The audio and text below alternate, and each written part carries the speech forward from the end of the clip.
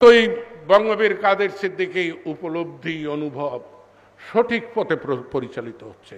হ্যাঁ, 10 বছর হলেও শেখ হাসিনাকে থাকতে হবে এবং সেই ক্ষেত্রে বঙ্গবীর কাদের সিদ্দিকী বীরুত্তম, আমার প্রিয় ভাই, তোমাকে তাকে সমর্থন করে যেতে হবে এবং তুমি তার সাথীদের বিরুদ্ধে অবশ্যই উচ্চারণ করবে, যারা অপকর্ম করে, যারা অন্যায় করে, যারা জনস্বার্থের বিরোধিতা করে, তাদের নাম ধরেই উচ্চারণ করতে হবে।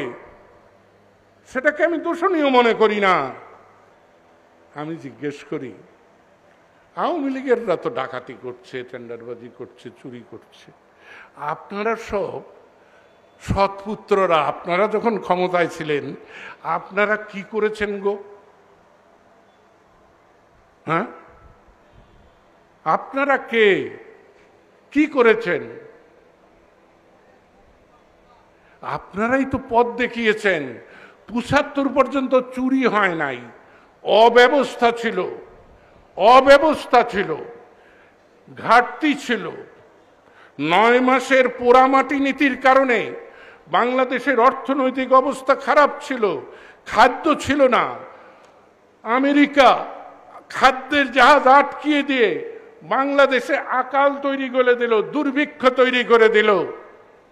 এগুলো ছিল, কিন্তু চুরি কিন্তু ছিল না। চুরি কিন্তু জিয়া রহমানের নেতৃত্বে আপনারাই শিখালেন। এবং একবার যখন ওস্তাদ মারা শিষ্য হয়, তারা তো চুরি করবেই। আর আওয়ামী লীগ আর বিএনপি এখন যারা সাধারণ কর্মী, তারা তো একই পরিবারের সন্তানের মতো, তাই তাদের চরিত্র একই রকমই তো হবে। তাই আপনারা ক্ষমতায় আসলে দুধক্ষীর ননির প্রভাব চালাবেন। বিদেশে টাকা পাচার করা আমি সবচাইতে ঘৃণা করি। আপনাদেরকে একটা তুলনা বলি।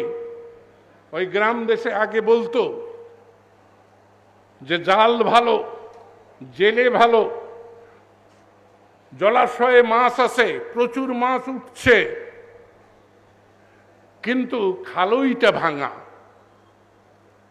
তো সারাদিন মাছ মেরে খালইতে রাখার পর যখন পারে উঠে আসলো, দেখে যে মাছ নাই। বাংলাদেশের অবস্থাটা তাই হয়েছে। বাংলাদেশের অর্থনৈতিক উন্নতি হয়েছে। আমি নতুন করে কালকে রাত্রে দেখে এসেছি বাংলাদেশের বাজেট কত দিয়ে শুরু হয়েছিল। 5,500 কোটি টাকা দিয়ে প্রথম বাজেট শুরু হয়। আর আপনারা যখন গিয়েছেন 2007-এ, তখন আপনাদের বাজেট ছিল 1,57,000। আর আজকে বাংলাদেশের বাজেট হলো 8 লক্ষ কোটি টাকা। তাই টাকা যখন বাড়বে, চুরিও বাড়বে, হ্যাঁ, কাজও হবে। উন্নতি হলে চুরি হবে, সেই চুরি হচ্ছে। আপনাদের যে জ্বালানি পোড়ানি, সেটার কারণ অন্যরা না বুঝলেও আমি কিন্তু বুঝি, যে এত টাকা খরচ হচ্ছে, এত টাকা পকেটে উঠছে, আমরা এখান থেকে বঞ্চিত হচ্ছি। সেই কারণে তোলপাড়। ক্ষমতা, ক্ষমতা কার? ক্ষমতা কে দেয়? জনপ্রতিনিধি, জনগণের ভোটেই যদি নির্বাচিত হবে জনপ্রতিনিধি, তাহলে সে ক্ষমতা পায় কোথায়?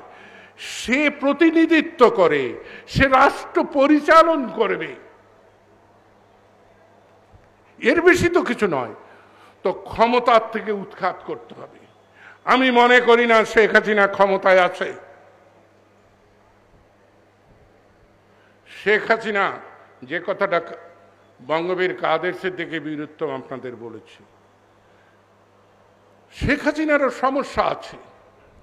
তিনি ইচ্ছা করলেই সব কিছু করতে পারেন না।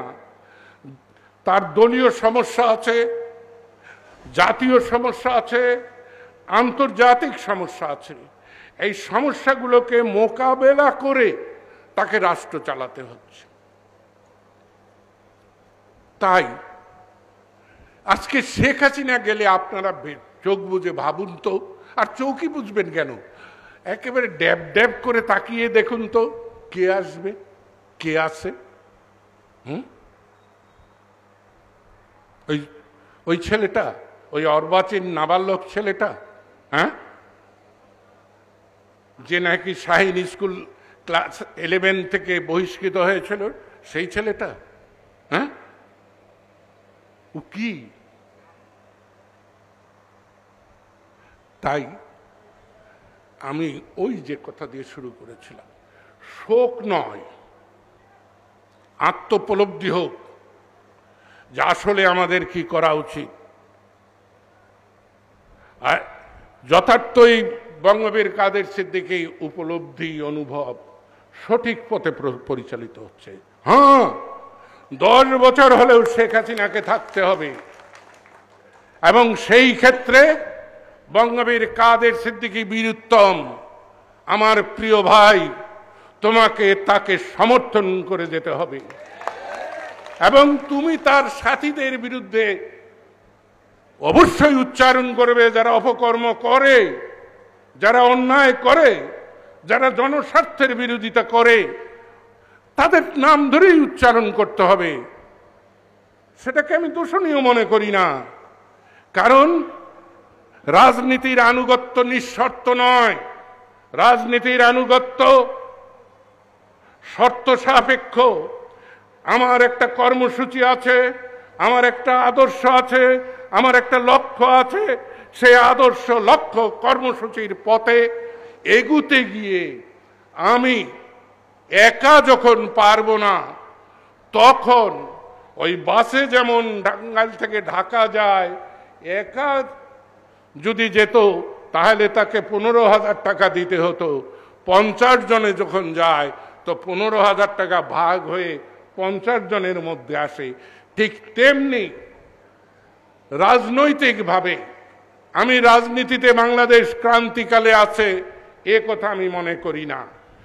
ক্রান্তি শব্দের যে অর্থ, সেটা এই ব্যঞ্জনার সাথে আসে না, এই বিষয়ের সাথে আসে না। বাংলাদেশে অস্থিরতা হচ্ছে, ওই কেউ ক্ষমতায় যেতে চায়, লুণ্ঠনের ভাগ পেতে চায়। তাই যারা দেশপ্রেমিক, মুক্তিযুদ্ধের পক্ষে, এমনকি তারা যদি বঙ্গবন্ধুকেও পুরোটা না বলেন, জাতির জনক না বললেও, তারা যদি মনে করেন যে বঙ্গবন্ধু দেশ স্বাধীনতার মহান নায়ক, তাহলে তাদেরও উচিত আওয়ামী লীগের সাথে আসা।